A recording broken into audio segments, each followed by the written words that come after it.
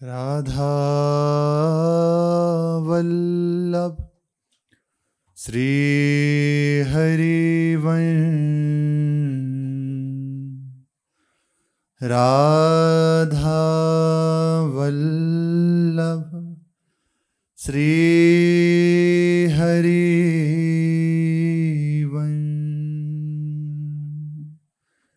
सत्प्रेम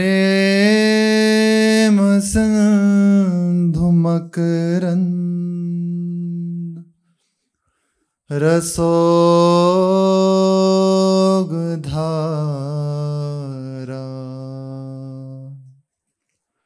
सारानज श्रमभिता श्रवदाश्रितेषु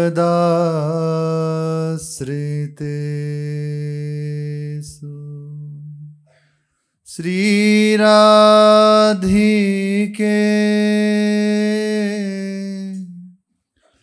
तव कदा चरणारविंदम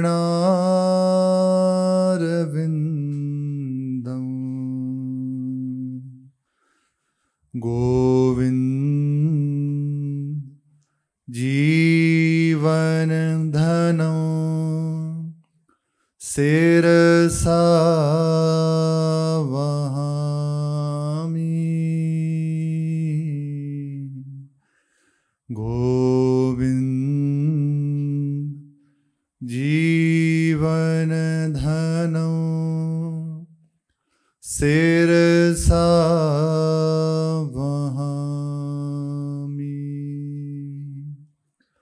श्री राधा वल्लभ लाल की जय।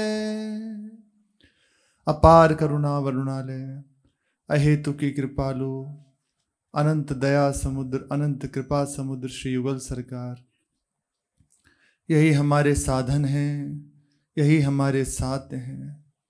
इनके अतिरिक्त ना हमारी कोई गति हो ना कोई मति हो, बस यही तक हमारी पूर्णता हो। इनके चरणों में ही हमारा विश्राम हो, इनके सिवा कहीं और चित्त जाए ही ना। ऐसा अपने हृदय की दशा कर लेनी चाहिए, अपने हृदय को इस तरह से तैयार कर लेना चाहिए और बहुत जल्दी तैयार कर लेना चाहिए। अब विलंब करने का अवसर नहीं है। पंडित श्री गया प्रसाद जी महाराज कहते हैं, भैया अब कहने सुनवे को समय ना आए, अब तो जो कहोए और सुनोए बाको जीवन में उतारने को अवसर है। बहुत कह लई बहुत सुन लई, अब बस जीवन में उतार लो, अब आचरण में उतार लो। ज़्यादा कही वे सुनवे से बात ना बने, जीवन में उतारने से बात बने हैं। बाबा कह रहे हैं बहुत सुन लिया बहुत कह लिया, बस अब जो सुना है और जो कहा है उसको जीवन में उतार लो। कल के लिए मत टालो कि आगे चल के भजन कर लेंगे, अभी तो हम जवान हैं, या अभी तो हमारे पास समय है, या अभी हम बहुत व्यस्त हैं। इन बातों को छोड़ दो, आज अभी इस क्षण भजन में लग जाओ। ये एक एक क्षण भजन में बिताना शुरू कर दो तो बाजी जीत जाओगे। नहीं तो बहुत लंबी यात्रा है, बहुत लंबी यात्रा है। अब तक कहाँ से भ्रमण करते हुए आ रहे हैं, कुछ उसकी सूचना है, खबर है? कोई खबर नहीं। आगे की क्या यात्रा होगी, कोई खबर है? कोई खबर नहीं। यदि भजन नहीं किया तो, यदि प्रभु की प्राप्ति नहीं हुई तो निश्चित मानो कोई इसका तय नहीं है कि इतना और यहाँ तक। जिसने भजन कर लिया, प्रभु के चरणों को प्राप्त कर लिया, जीवन का परम फल जिसे प्राप्त हो गया, वही विश्राम को प्राप्त हो जाता है। अन्यथा 84 लाख योनियों में अनंत अनंत ब्रह्मांडों में भटकता रहता है जी। कब दया में कि फिर कृपा होगी, फिर वो संभलेगा। इसलिए सावधान हो जाओ, समय व्यर्थ ना जाए। ये समय बहुत अनमोल है।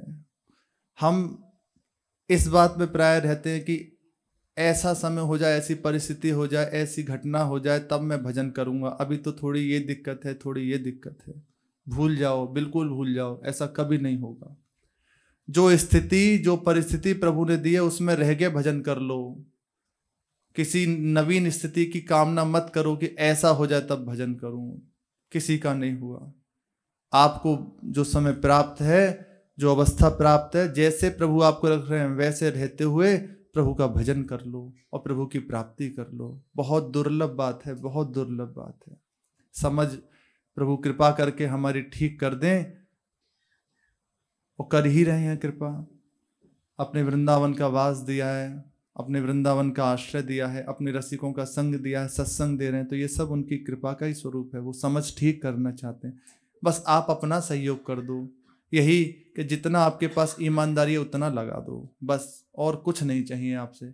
ईमानदारी पूर्वक भजन में लग जाओ, और कुछ नहीं चाहिए कि आप अमुक प्रकार से साधन कीजिए, ऐसी कोई मांग नहीं है।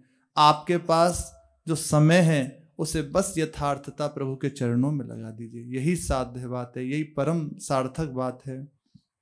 प्रभु बहुत कृपालु हैं, वरे करुणा में हैं। वही युगल सरकार कृपा करके हमारे गुरुदेव के रूप में विराजमान है। गुरुदेव कोई और नहीं है, साक्षात श्यामा श्याम ही गुरुदेव के रूप में विराजमान है। वो परम तत्व, वही परम ब्रह्म परमात्मा, वो गुरुदेव के रूप में यहाँ विराजमान है। हमें अपनी प्राप्ति कराने के लिए उसी परम तत्व ने ये रूप धारण किया है। ऐसा दृढ़मति उपासक अपनी कर ले। वस्तु अखिल धामात्मक, सो श्री गुरु पहचान। बिना वस्तु दिखे जो कछु, सो माया बलवान। दृढ़ता से स्वीकार कर ले कि एकमात्र गुरुदेव के सिवा कुछ है ही नहीं, और गुरुदेव मेरा मंगल करने के लिए, मेरे इष्ट ही मेरे गुरुदेव के रूप में विराजमान है। मुझे अपनी प्राप्ति कराने के लिए ही मेरे इष्ट इस रूप में आए हैं। एक संत हुए हैं हरे राम बाबा, उन्होंने एक पद की रचना की है गुरुदेव के लिए। बड़ी अद्भुत गुरु निष्ठा महापुरुषों की, कि क्या कहें, ऐसी निष्ठा। यहां कह रहे हैं कि गुरुदेव को साक्षात ईष्ट मानो, लेकिन कितने ऐसे महाभागवत गुरुनिष्ठ महापुरुष हो गए जो ईष्ट से भी बढ़ के गुरु को मानते हैं। अभी तो हमारा ये भाव ही नहीं हो पाता कि हमारे परम तत्व हैं, परमात्मा हैं, हमारे ईष्ट हैं, यही भाव नहीं हो पाता। फिर परमात्मा से भी बढ़ के हैं, ये भाव हो जाना बड़ी दुर्लभ बात है। महापुरुषों की वाणी में पढ़ा, गुरुजनों से सुना कि जब तक साधक के चित्त के अंदर ये बात रहती है कि मेरे गुरुदेव संत हैं या अच्छे साधक हैं या साधु हैं, जब तक इतनी बात रहती है ना, तो केवल वो साधन ही कर सकता है, उसे सिद्धि की प्राप्ति नहीं होती। जब तक गुरुदेव के प्रति ये भाव है कि ये अच्छे संत हैं, थोड़ा अच्छा भजन करते हैं, थोड़े साधु हैं, अच्छे साधक हैं, हमसे थोड़ा ज्यादा आगे हैं, तब तक उससे बस साधन ही बनता है, क्रियात्मक। लेकिन जब भगवत कृपा से उसके चित्त में ये बात आ जाती है कि मेरे गुरुदेव कोई साधक नहीं है, कोई संत नहीं है, कोई साधु नहीं है, साक्षात इष्ट ही, जिनकी मैं प्राप्ति करना चाहता हूं, जिसके लिए कहा जाता है, जिसके लिए वेद कह रहे हैं, वो परम तत्व परम ब्रह्म मेरे गुरुदेव ही हैं, साक्षात इष्ट ही इस रूप में विराजमान हैं। अब उसे सिद्धावस्था प्राप्त हो जाती है। इतनी भावना दृढ़ करते ही उसे सिद्धावस्था प्राप्त होने लगती है। अब उसे वस्तु के लिए कोई प्रयास नहीं करना पड़ता। ऐसा महापुरुषों की वाणी में पढ़ा है, गुरुजनों से सुना है। इसे अपनी भावना प्रथम में ये कर ले कि मैं जिनकी प्राप्ति करने के लिए चला हूं वही मेरे इष्ट गुरुदेव के रूप में विराजमान है। अभी मुझे दर्शन नहीं हो रहा, मेरे नेत्र खराब है, पर उन्होंने जो उपासना दी उसको करते रहिए, आपके नेत्रों का अमल दूर हो जाएगा और वे महामहिम श्री युगल सरकार नेत्र गोचर इसी बपू में हो जाएंगे, इसी बपू में हो जाएंगे। हमें तो लगता है जो अपने गुरुजनों की आज्ञा में रहते हैं, जो उनको अपना सर्वस्व मानते हैं, उनकी बताई हुई उपासना से चलते हैं, तो हमें ऐसा जैसा गुरुजनों से सुना है कि निश्चित झांकी तो होती ही होगी गुरुदेव में अपने इष्ट की। पक्का होती होगी। यदि आप मंत्र का जप कर रहे हैं, यदि आप उपासना में लगे हुए हैं, तो निश्चित मानिए गौर श्याम जोड़ी आपको भावनात्मक ही कह लीजिए, वो झलकने लगेगी, पक्का झलकने लगेगी। कोई ऐसा नहीं कि आपको कल्पना करनी पड़ेगी, वो चित्त में स्वभावतः ऐसे वृत्ति आने लगेगी। बैठे हैं वो, क्योंकि आप जुड़ रहे हैं ना, उनकी आज्ञा में है ना, उसी का प्रभाव फिर आगे चल के साक्षात उनकी जगह दिखाई दे। कहना ही क्या। पूज्य श्री हितदास जी महाराज जिस समय वर्तमान में विराजमान थे, उनके एक शिष्य परिकर उनकी आज्ञा से बरसाने जाके भजन करने लगे। फिर कोई उत्सव था, उसमें वे बरसाने से आए हुए थे, हित आश्रम में ही वहां रहे। झूलन उत्सव का समय था, झूलन श्री जी का झूलन उत्सव जो 15-16 दिन होता है, उस समय की बात है। तो एक दिन जब उत्सव चल ही रहा था, तो संध्या की बात है, समाज हो गई, श्री जी का झूला उतर गया और सब प्रिया जो अपनी कुंज में विराजमान हो गई। तो वे अकेले कक्ष से बाहर निकल के आ रहे थे, वही साधक जो बरसाने में रहते थे। उन्होंने देखा कि एक हिंडोरा पड़ा हुआ है, ज्यादा पुरानी घटना नहीं है। उन्होंने देखा हिंडोरा पड़ा हुआ है और वे ऐसे झूल रहा है। पहले देखा कि पूज्य गुरुदेव भगवान जो पूज्य श्री हितदास जी महाराज थे, वे बैठे हैं, तो प्रणाम किया। जब प्रणाम करके उठे तो देखा युगल सरकार बैठे हैं। तुरंत ही देखा गलवैया देव युगल सरकार विराजमान है। वो तो प्रिया प्रीतम का भाव और भावुक हो गए, अत्यंत विकल हो गए। फिर जैसे ही थोड़ी देर में देखा, नेत्र जो ही बंद हुए कि फिर गुरुदेव बैठे हैं। थोड़ी देर तक बस यही घटनाक्रम चलता रहा, कभी गुरुदेव का दर्शन, कभी इष्ट का दर्शन होता रहा। तो जैसे जैसे आप अपने गुरुदेव की आज्ञा में रहे, तो निश्चित मानिए आपको आराध्य देव का दर्शन होने लगेगा। श्री हरिराम बाबा कह रहे हैं कि हम अपने हृदय की बात आपको बताते हैं कि यदि वो परमेश्वर, वो परमात्मा गुरुदेव के रूप में नहीं आते, तो निश्चित मानियो हम आज तक भटक ही रहे थे और आगे भी भटकते ही रहते।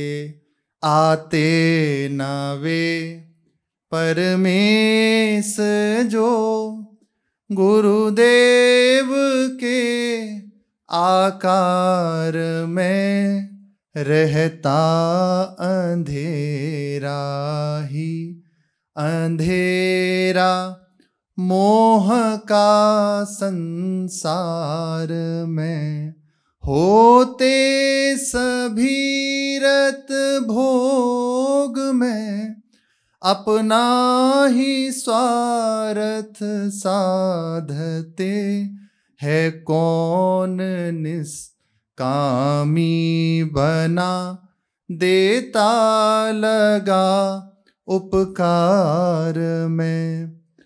यदि वे परमेश्वर गुरुदेव के रूप में नहीं आते, तो निश्चित मानो केवल अंधकार ही अंधकार छाया रहता, केवल अंधकार छाया रहता। शिष्य के हृदय का अंधकार केवल गुरुदेव की कृपा दृष्टि से दूर होता है। जैसे जैसे गुरुदेव के चरणों में समर्पण होने लगता है, उन्हें अपना सर्वस्व मान लिया जाता है, वैसे वैसे उसके हृदय का तम नाश होने लगता है। गुरु शब्द का अर्थ ही है गु अंधकार और रूप प्रकाश स्वरूप, जो अंधकार से प्रकाश की यात्रा करा दे, प्रकाश तक पहुंचा दे। जो अंधकार का निरोधक है उसी को गुरु कहते हैं, ऐसा वर्णन है। केवल अंधकार ही अंधकार समस्त संसार में छाया रहता, इस संसार में छाया रहता, यहां से पर्दा हटता है, छाया रहता। सब जीव यदि गुरुदेव की शरण ना होते तो केवल अपने स्वार्थ में लगे रहते। उदर भरण यही जतन करावा, केवल इसी स्वार्थ में कैसे मैं सुखी हो जाऊं, कैसे क्या कर लूं, मेरा परम सुख क्या है, इसकी वृत्ति ही नहीं उठती बिना गुरु कृपा से। ऐसा कौन है जो निष्काम बनाकर परमार्थ में लगा दे, प्रभु के चरणों में लगा दे। अंतःकरण तम नास हित निज वचन किरण प्रकाशी के, है इस तरह से कौन लगता जीव के उद्धार में। गुरुदेव के चरणार विंदों की शरण, जब तक नाली दिन जिंदगी के इस तरह कितने गए बेकार में। अंतःकरण में जो तम विराजमान है, अहंकार विराजमान है, महान अंधकार स्वरूप है वो अहंकार। इसी अहंकार के कारण तो प्रभु का दर्शन नहीं हो रहा। यही तो बैठा हुआ है जो पर्दा डाले है प्रभु के दर्शन में, अपने स्वरूप के दर्शन में। मैं कुछ हूँ, बड़ा मलिनता से छाया हुआ है। इसको केवल गुरु कृपा से दूर किया जा सकता है। कौन इसमें प्रकाश की किरण करता, कौन बताता कि तुम कौन हो। तुम ये नहीं हो जो तुम अपने को मान रहे हो, तुम कुछ और हो। आप विचार कीजिए, क्या उनको पड़ी है? बार बार अवहेलना, बार बार अवहेलना, लेकिन बार बार कृपा करके संभालते हैं। वो छोड़ के भाग रहा है लेकिन वो उसको बार बार वहां पकड़ रहे हैं। बलिहारी गुरु जी की बलिहारी। यदि उनके स्वभाव को देख लिया जाए ना, अगर समझ में आ जाए ना, तो केवल रोना ही रोना रह जाए। इतनी कृपा। हम अपनी नीचता को नहीं छोड़ सकते और वे अपनी करुणा कृपालुता को नहीं छोड़ रहे। ऐसा जघन्य अपराध कि गुरुदेव के प्रति भी घोर अपराध, ये तब भी आगे आके खड़े हुए कि हम खड़े, चिंता मत कर, मैं देख लूंगा, कोई अपराध नहीं, आगे बढ़, बस आगे बढ़। बलिहारी अहेतु की कृपा। इसीलिए कहते हैं कि अपार कृपा है हमारे ऊपर। हमारी नीचता में कोई कमी नहीं है तो उनकी कृपालुता में भी कोई कमी नहीं है। जब हम अपना स्वभाव नहीं छोड़ सकते उद्दंडता का, तो वे अपना दया में स्वभाव कैसे छोड़ सकते हैं? भले इस समय दिखाई दे रहा है कि हमारी ही विजय हो रही है, लेकिन आपको परिणाम बताएं, परिणाम में जीतते वही हैं, वही जीतते हैं, ये निश्चित है। मोहे तोहे पड़ी होड़, कौन धो जीते कौन हारे, पर बदी ना दौड़। होड़ पड़ी हुई है, बार बार हम अपने उद्दंडता के कारण जीत रहे हैं, प्रभु हार रहे हैं, लेकिन बलिहारी है कि वो हार नहीं मानते। वैसे ही प्रयास में लगे हुए हैं कि जब तक तुझे भगवत साक्षात्कार नहीं करा देंगे, जब तक तुझे स्वरूप का बोध नहीं करा देंगे, तब तक चैन से नहीं बैठेंगे। गुरुदेव अपने को बांध देते हैं उस शिष्य के अंतर में, हृदय में, कि जब तक तेरा उद्धार नहीं होगा तब तक मेरा उद्धार भी नहीं होगा। है इस तरह से कौन लगता जीव के उद्धार में। बड़ी अद्भुत गुरुदेव की महिमा है। इसीलिए तो उन्हें इष्ट से बढ़ के कहा जाता है। इष्ट से बढ़ के गुरुदेव है। इष्ट देव दिखाई थोड़ी देते हैं। हम सुना है राधा वल्लभ लाल बड़े कृपा में, दया में, पर सामने होते हुए भी तो सामने नहीं है। पर हमारे लिए हम जैसा देख सकें, जैसा उन्हें पहचान सकें, इन्हीं नेत्रों से उन्हें देख सकें, इन्हीं कर कमल से उन्हें छू सकें, ऐसा रूप धारण कर श्री राधा वल्लभ लाल विराजमान है। तो हम तो गुरुदेव को राधा वल्लभ लाल से बढ़ के ही कहेंगे, क्योंकि वो जब तक सामने नहीं आते, जब तक आप सीधे सीधे शब्दों में कहो, जब तक पूरी तरह साफ सुथरे ना हो जाओ। अब साफ सुथरे करने का ठेका गुरुदेव के हाथों में, वही करते हैं। इसलिए चाहे जो हो जाए, वो मारे पीटे गाली दें, ये सब सफाई के उनके हथकंडे हैं। ऐसा ना सोचे कि बहुत गुस्सा हो, नहीं नहीं, मारना पीटना, फटकारना, धुतकारना, अपमान करना, तिरस्कार करना, निकाल देना, अवहेलना करना, ये सब जैसे वस्त्र को साफ किया जाता ना, इसी प्रकार शिष्य को ठीक करने के ये सब क्रियाएं हैं। इससे कभी चिंता ना करें, जैसी भी परिस्थिति में वो चाहे जैसे रूप में रहे, पर अपनी दृढ़ निष्ठा रहे कि आप चाहे जो रूप धारण करें, हमारे जीवन सर्वस्व आप हैं। अच्छा, एक और बात कहें आपसे। देखो, बाहर से गुरुजी खूब प्रतिकूल हो, डांट रहे हैं, फटकार में सब है, पर आप देखना, आपका हृदय जुड़ा हुआ है तो अंदर से दिखाई देगा मुस्कुराते गुरुदेव सामने। जो आपके मानस पे विराजमान है गुरुदेव, वो सदैव मुस्कुराते रहते हैं। वो कभी प्रतिकूल गुस्सा नहीं होंगे, कभी नहीं होंगे। वो सदैव मुस्कुराते हुए वो कहते हैं कि ये बाहरी लीला है, पर आंतरिक जो स्वरूप अपार कृपा से बना हुआ है। केवल कृपा ही कृपा है, केवल कृपा ही कृपा है। गुरुदेव के चरणार विंदों की शरण जब तक न ली, दिन जिंदगी के इस तरह कितने गए बेकार। जब तक हरि गुरु की शरण नहीं हुआ जाता तब तक जीवन व्यर्थ है, केवल व्यर्थ है, बेकार में चला गया।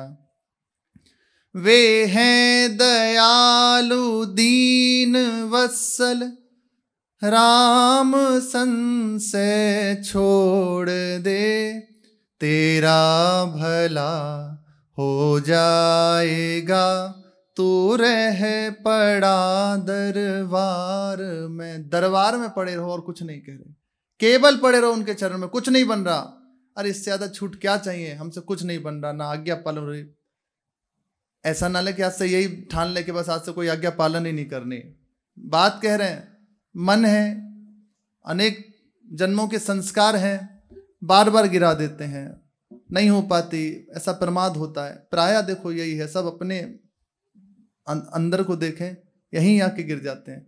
कोशिश करते हैं, 2 दिन ठीक हुआ, 4 दिन ठीक हुआ, महीना भर ठीक चला, फिर वहीं आके खड़े हो गए। फिर प्रयास करते हैं, फिर वहीं आके खड़े हो जाते हैं। आज्ञा कहीं ना कहीं उल्लंघन हो ही जाती है, कुछ ना कुछ गलती होती ही रहती है। एक संभालो, दूसरा बिगड़ जाए, दूसरा संभालो, तीसरा बिगड़ जाए, एकदम जैसे मेढक तोलो ऐसी अवस्था होती है ना, ऐसी अवस्था है अंदर की। तो क्या हम कहें कि हम क्या दावा करें कि हम ऐसे, लेकिन यहाँ कह रहे हैं वे दयालु हैं, दीन वत्सल हैं, करुणा में हैं, अहेतु की कृपालु हैं, तू बस दरबार में पड़ा रहे उनका होके। आप तो उनके होके पड़े हो, पट्टा लग गया कि आप उनके हो। यदि किसी कोई सभ्य पुरुष हो, उसके दरवाजे पे कोई कुत्ता आके बैठ जाए और 2-4 दिन वहीं बैठा रहे, तो उसको चिंता होने लगती है कि हमारे दरवाजे का कुत्ता है, पता नहीं इसने खाया है कि नहीं खाया। उससे अंदर से चिंता होने लगती है और वो आके रोटी डालता है। यदि कोई उसको मारे फटकारे तो उसके अंदर आने लगता है कि अरे तुम्हें पता है यहाँ बैठा है, तुम्हारे को क्या परेशानी है, क्यों उसको फटकार रहे हो, मार रहे हो। बस ऐसे ही संतों ने तो यहाँ तक कहा है, कबीर कूकर राम का मोतिया मेरा नाम, गले राम की पैंजनी जित खेचे तित जाऊं। श्री कबीरदास जी महाराज कह रहे, हो मन ब्रजवासी को पालो पिल्ला, बिहारिंद्र देव जी महाराज। श्री हरिराम व्यास जी कह रहे, मन हो ब्रजवासिन को स्वान, यहाँ का स्वान बन जाऊं। तो बड़ी बात है, बड़ी बात है। फिर हम तो उनके, हमसे नहीं कुछ बनना, पर एक बात तो है ना, अब जैसे भी आपके हैं, आप प्यार करो फटकारो आपकी राजी, पर आपके अतिरिक्त हमारा अब कोई नहीं है, ना हमारी गति है ना मति। अब चाहे जैसे रखिए, जब मन करे संभाल देना, जब मन करे अपने निस्वरूप का दर्शन करा देना, पर मैं आपका हूँ। बस सब बातों की बात है।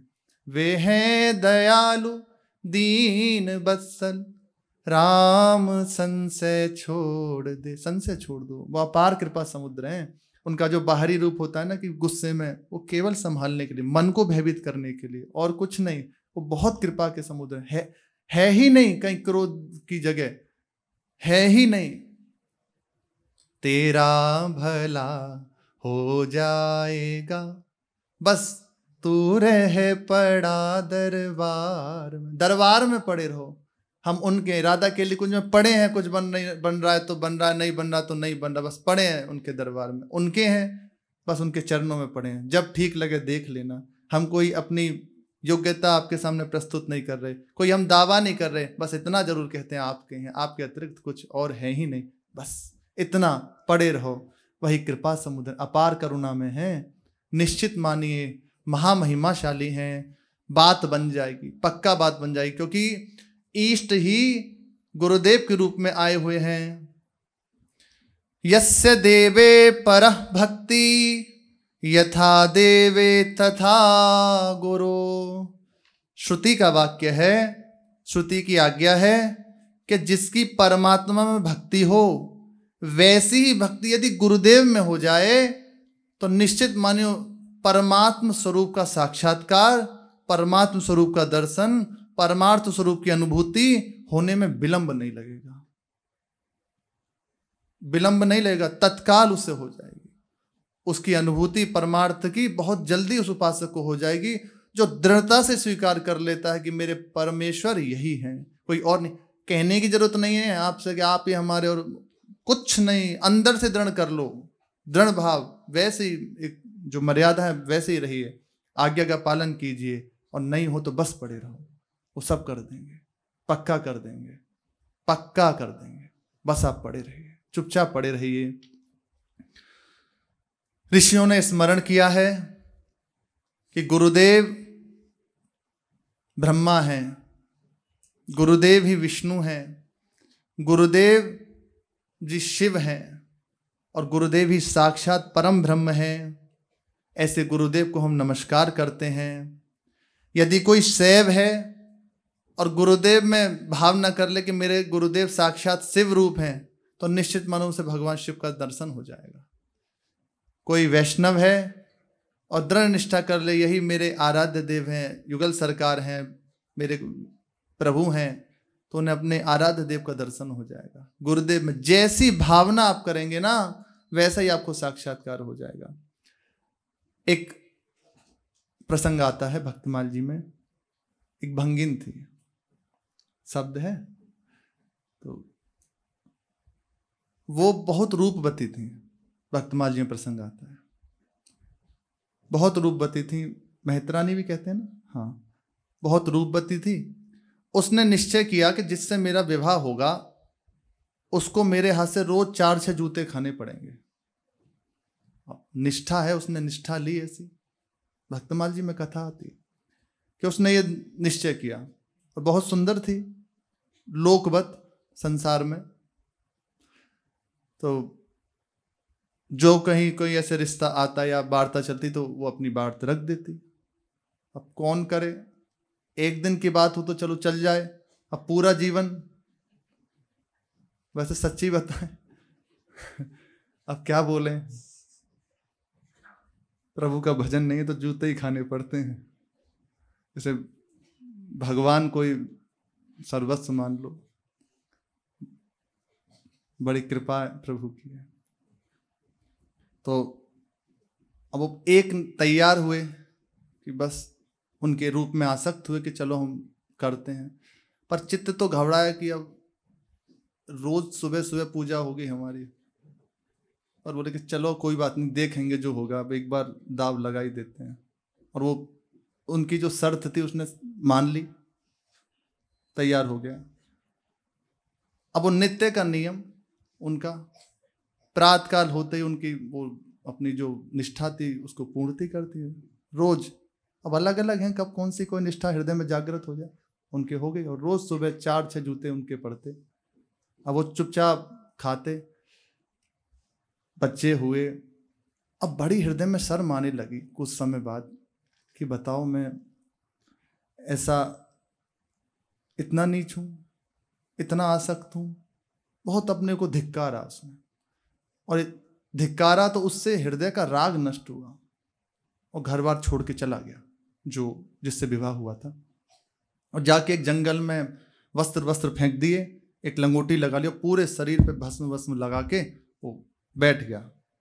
अब वहीं रह के बस जो मनाता, बस भजन करता सहज में, किसी गुरु की शरण नहीं ली, बैठ गया। उसी नगर के राजा एक बार ऐसे निकले वहां से, तो देखा कि एक कोई महात्मा जी स्थान में एकांत में बैठे हैं। तो थोड़ी देर तो दूर से देखा तो वैसे ही अंदर से तो खिन्न था कि ऐसा जीवन बीता, और वो शांत चित्त हो के वही जपता रहा, भजन करता रहा। राजा बड़ा प्रभावित हुआ और आके चरणों में पड़ा। तो वे बहुत प्रार्थना की कि हमारे महल करो, चलो। राजा ने कहा हमारे महल चलिए। उन्होंने मना भी किया, पर जब इतनी श्रद्धा दिखाई तो वे चल दिए। उन्होंने सोचा कि अब राजा कौन सा जान रहा है कि हम कौन हैं, चल दिए। महल ले गए, और महल में ले जाके उनकी सेवा अर्चना खूब अच्छे से उनका स्वागत सत्कार हुआ। भेष की महिमा है। राजा की पुत्री थी राजकुमारी, बहुत ही श्रद्धावान थी, बहुत श्रद्धावान थी। उसने देखते ही स्वीकार कर लिया मेरे गुरुदेव हैं, दृढ़ता से निश्चय कर लिया मेरे गुरुदेव हैं, बस। और चरणों में मस्तक रख के प्रार्थना करी कि आप मुझे मंत्र प्रदान करें, मैं भगवान को पाना चाहती हूँ। पहले तो उसने देखा कि ऐसे मंत्र नहीं देते, पर उनका जब बहुत हट किया राजकुमारी ने, राजा ने भी कहा तो मंत्र दे दिया। अब जो मंत्र उन्हें आता वो दे दिया उन्होंने। वाक्य है, गुरु मुख से जो मिल जाए वो परम सिद्धि प्राप्त करा देगा।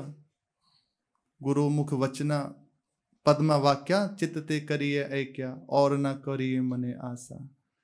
बंगाली जन पद में गाते हैं, बंगाली वैष्णव जन, और कोई आते, वो उनके वचन निकल जाए वो बस सार बात है। रानी जो वहां की राजकुमारी थी उसने बस धारण कर लिया कि मेरे गुरुदेव है, और भगवान से बढ़ के सेवन करने लगी गुरुदेव का, भगवान से भी बढ़ के उनकी सेवा करने लगी। अब राजा जहां भी जाता उन जो संत थे वेशधारी उनको संग लेके चलते। अब राजा तो अपने राजठाट से पालकी चल रही है और बड़े धूमधाम से जय जयकार होते हुए चल रही है, ऐसे जहां भी जाता वो संग ही जाते। एक दिन किसी जगह राजा अपने साथ उन्हें लेके गए तो देखा उसकी जो पत्नी बच्चे थे वो भी उस मेले में खड़ी थी जिधर से उनकी सवारी निकल रही थी। उसने पहचान लिया कि ये तो हमारे पति हैं, हमें छोड़ के भाग गए थे। बस अब वो रास्ते में ही शुरू हो गई कि हम सबको छोड़ के भाग आए और हमारा उधर पोर्शन, और वो तो वहीं से कूदा कि अब तो हमारी पोल खुल गई, अब राजा दंड देगा। वहीं से कूद के और भाग गया। राजा को बात समझ नहीं, तत्काल अपने जो सिपाही थे उनसे, उन परिवार को जो को बुलवाया, उससे पूरी बात पूछी। उसने बता दिया महाराज ऐसे ऐसे बात थी कि हम रोज उनकी पूजा करते थे सुबह सुबह, सब बता दी। अब राजा को तो अश्रद्धा हो गई, बहुत उसे गिलानी हुई कि बताओ हमने किसको और इतना सम्मान दिया। ऐसी है श्रद्धा सबकी। अब वो घर आए, राजा घर आके राजकुमारी ने पूछा गुरुदेव कहाँ है? तो राजा ने पूरी बात बताई कि वो कोई गुरु नहीं है, वो एक बहरूपिया थे और ऐसा। बोले अब आप कुछ मत कहिए, गुरुदेव के लिए एक शब्द भी मत कहिए। मैंने उन्हें प्राणपन से स्वीकार कर लिया कि मेरे सर्वस्व हैं, मेरे जीवन सर्वस्व, वो ही सब कुछ हैं।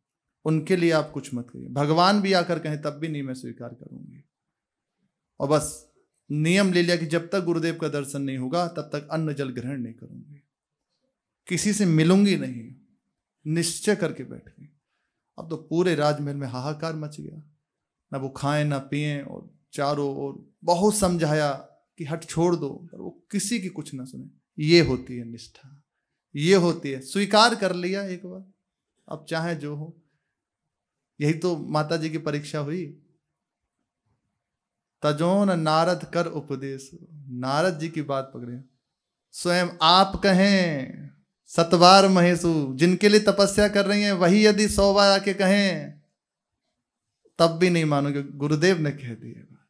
ऐसी निष्ठा होती है। ऐसी निष्ठा वाला साधक कोई है उसको संशय है? जीत गया, जीत गया।